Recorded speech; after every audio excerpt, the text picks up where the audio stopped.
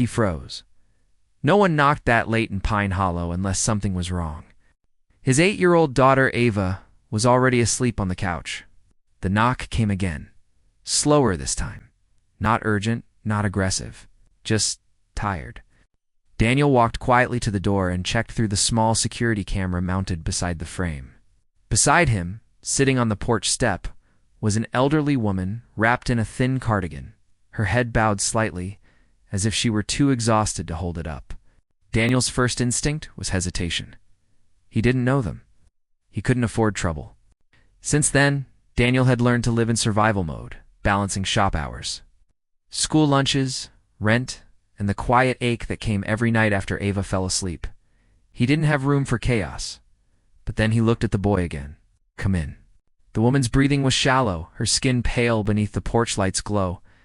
Daniel knelt beside the elderly woman. "Margaret, can you hear me?" And she forgot her medicine at the motel. He poured a glass of water, grabbed crackers, and returned. Lucas watched him carefully. "You don't have to help us," the boy said suddenly. Daniel paused.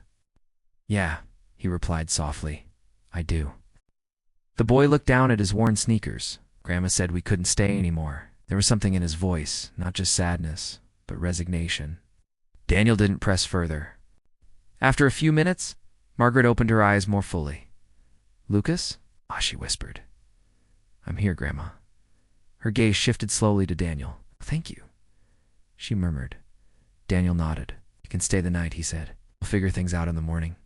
Later, after settling them in the spare bedroom, a small room that still carried faint memories of Lily, Daniel sat alone at the kitchen table. He had barely managed to keep life stable for himself and Ava. At 6:12 a.m., Daniel woke to the sound of an engine outside. Not a normal car. Heavy, powerful.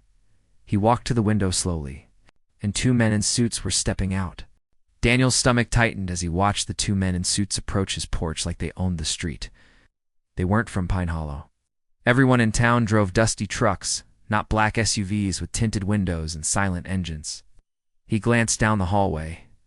Ava's door was still closed. The spare room was quiet. He opened the front door before they could knock, better to meet danger on his terms than let it pound through.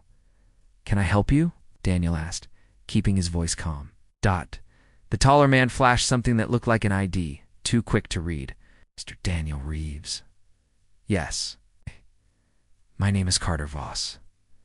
This is Mr. N. We're here regarding Margaret Wynne." Daniel's chest went cold.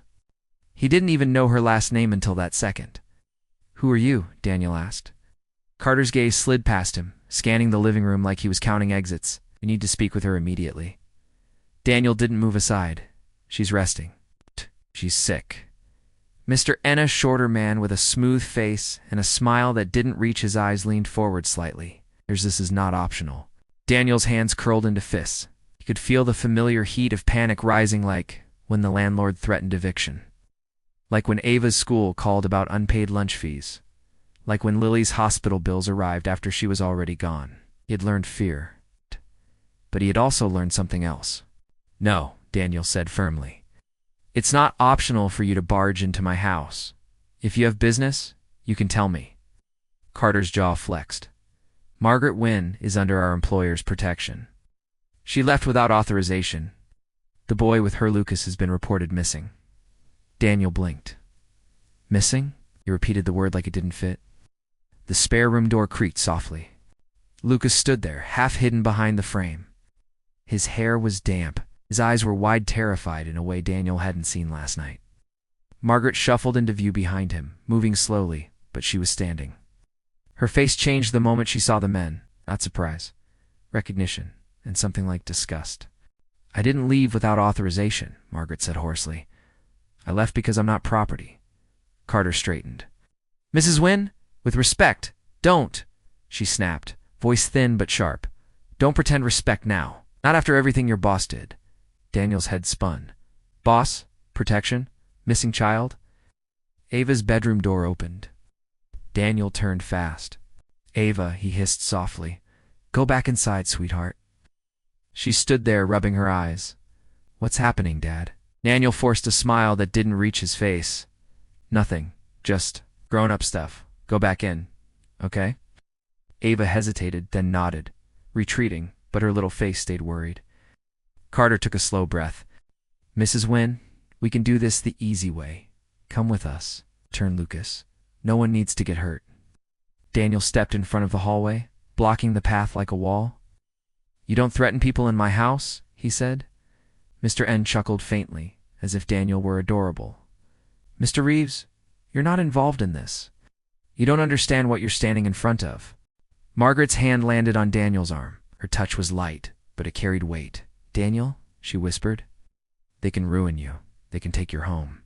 Daniel looked at her. And who are they? Margaret's eyes glistened. My son. Silence hit the porch like a slap. Daniel's mouth went dry. Your son? Carter's face didn't change, but his eyes hardened. Mrs. Wynne, please. Margaret lifted her chin, trembling but proud.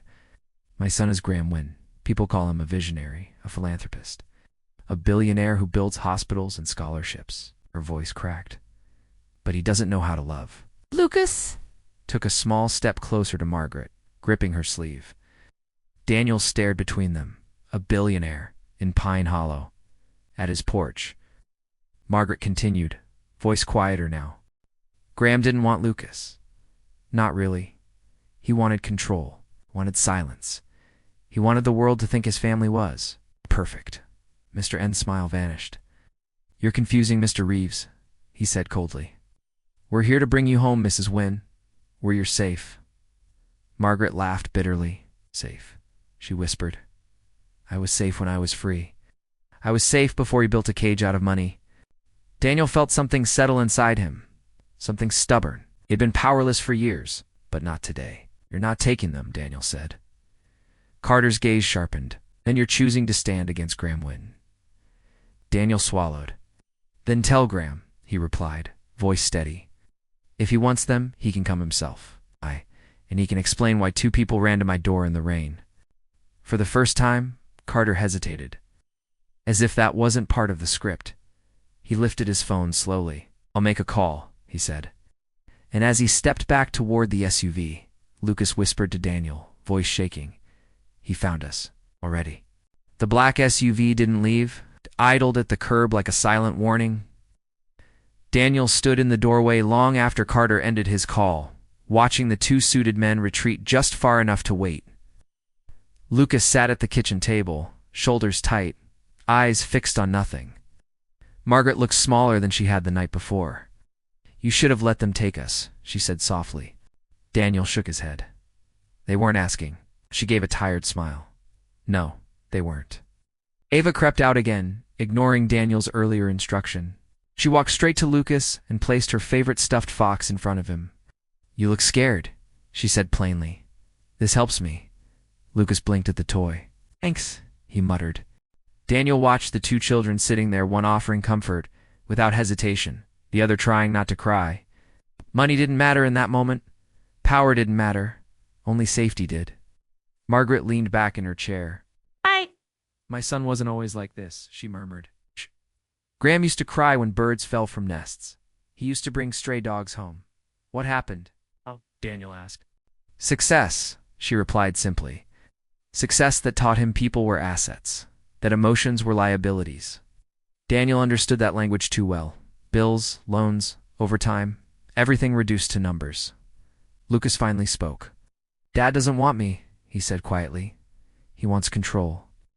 Grandma said we should leave before he sends me to boarding school again. Margaret's eyes filled. He sent him away 3 times already. Different schools, different states. Anywhere but near him. Daniel's jaw tightened. And you ran? Margaret nodded. I used what little savings I still control.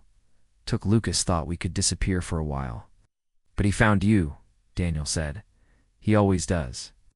Outside, the SUV engine shut off. Carter stepped out again alone this time. Daniel walked onto the porch before he could knock. Carter looked almost sympathetic now. He's coming, Carter said. Who? You know who? Daniel's pulse quickened. You told him what I said? Carter nodded once. He doesn't like being challenged. Daniel gave a short breath of disbelief. I don't like bullies. Carter's lips twitched faintly. You don't understand the scale of this. Then explain it. Carter looked at the modest house. The chipped paint, the narrow driveway, the faded porch swing. You're standing between a man worth $9 billion and what he believes is his responsibility. Daniel crossed his arms. Responsibility doesn't need bodyguards. Carter held his gaze. Get careful, he warned quietly. Good men get crushed in fights like this. Daniel felt fear flicker. But then he thought of Lily, of hospital corridors, of standing alone with paperwork no one explained, of learning to braid Ava's hair because there was no one else. He had already been crushed once. He was still standing. Inside, Margaret tried to stand, but wobbled. Lucas caught her arm. Daniel turned quickly. You need a doctor, he said. Margaret shook her head. No hospital. If he tracks insurance, he'll know. Daniel's mind raced. Then we'll call someone local. Lucas looked at him. Why are you helping us? The boy asked. Daniel paused. Because I know what it feels like to be alone. Because I know what it feels like to lose control of your life. Because someone should stand up. But what he said was simpler. Because you knocked. A black sedan appeared at the end of the street. Not the SUV. Sleeker. Quieter. It rolled slowly toward the house. Carter straightened automatically. He's here, he murmured. The car stopped. The driver's door opened. A tall man stepped out. Perfect suit, impeccable posture, controlled expression. Even from the porch, Daniel could see it, the kind of face that had never been told no. Graham Wynne. He didn't rush. He walked toward the house with calm precision. Margaret whispered from inside, Don't let him charm you. Graham stopped at the bottom of the steps and looked up at Daniel. His eyes were cool, intelligent, assessing. You must be Mr. Reeves, he said smoothly. Daniel didn't step aside. And you must be the man they ran from. Graham's smile didn't falter. May I come in? Daniel held his ground. That depends. On what? On whether you're here to take them, Daniel said evenly, or to listen. For the first time, something unreadable flickered across Graham Wynne's face. And behind Daniel, Margaret gripped the edge of the table. Because this wasn't just about leaving anymore. It was about who would finally stand up. Graham Wynne did not look like a villain, but his eyes were calculating. Family doesn't chase each other with security teams, he replied. My mother left without explanation. My son disappeared. I ensured their safety. Margaret's voice cut through from inside the house. Safety? She called out weakly. Or silence? He stepped onto the first porch step. Lucas flinched at the sound of his father's voice. Daniel noticed. That was all he needed. Don't come any closer, Daniel said firmly. Carter shifted behind Graham, unsure. My mother has been unwell. Emotional instability runs in our family. She has refused medical supervision. You locked me in a gated estate and called it supervision. Graham's mask flickered. That estate has a full medical staff, he snapped, and zero freedom. She shot back. Lucas stepped forward, voice shaking but loud. Sent me away 3 times. Graham's gaze moved to his son. It's because I want you to succeed. I don't want your version of success. Lucas shouted. Silence slammed down. Even Carter looked stunned. Daniel felt something shift in the air. This wasn't about kidnapping. This was about control. Graham looked at Daniel again. See what I deal with? Daniel didn't blink. Graham's eyes hardened. And what exactly do you see in me? A man who thinks money fixes everything. That one landed. Margaret stepped into the hallway, leaning heavily against the wall. Her voice trembled. But you never learned how to sit beside your own son for 5 minutes without checking your phone. Then why does it feel like I'm just another project? He was witnessing. I built everything to give you security, he said quietly. I want you. The words weren't dramatic. They were simple, devastating. Margaret wiped at her eyes. Control isn't love, she whispered. Something inside Graham shifted. The arrogance didn't disappear, but it loosened. He looked around at Daniel's modest house. Without knowing who we are? Yes. Why? Daniel thought of Lily, of hospital nights. You ran, he said quietly. Lucas nodded. I didn't know how else to make you hear me. Long silence. Then Graham did something no one expected. He stepped back, not forward. I won't force you, he said finally. Margaret gasped softly. Lucas tensed. Not to a boarding school, Graham continued. Margaret studied him carefully. You mean it? You cost me a night of reputation damage. Daniel held his gaze, and Graham's lips curved faintly. The black sedan pulled away an hour later, not as a threat, but as a pause. Lucas hugged Daniel before leaving. Margaret squeezed his hand. No suits, just a small house. A daughter eating cereal, and a single dad who learned that sometimes helping strangers doesn't bring enemies. Sometimes it brings change.